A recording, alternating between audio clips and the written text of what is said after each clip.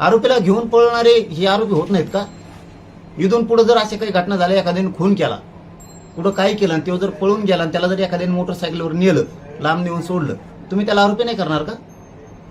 तुम्ही त्याला आरोपी नाही करणार का इथून पुढे भीमा? म्हणजे नेऊन सोडणारा संत का? संत महंत झाला का नेऊन सोडणारा?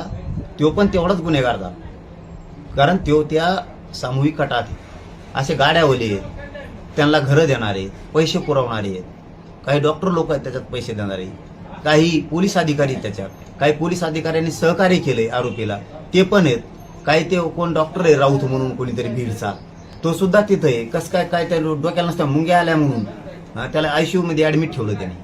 म्हणजे असे कित्येक जण तरी आहेत. गेवराईचा आहे, शिवाजीनगरचा पी आहे, गेवराईचा आहे, परत तो एक पाटील आहे, त्याच्यानंतर तो महाजन आहे. हे जर तुम्ही आणखीन यांना निलंबित करण्या यांना ना बडतर्फ करायला पाहिजे, सगळ्यांना सहआरोपी करायला पाहिजे. का केलं नाही हे लोकांना फडणवीस साहेब कळतंय. तुम्ही सरकारचा प्रतिनिधी या आंदोलनात घातला, त्याच्या माध्यमातून तुम्ही हे सहआरोपी आणि धनंजय मुंडे वाचवले.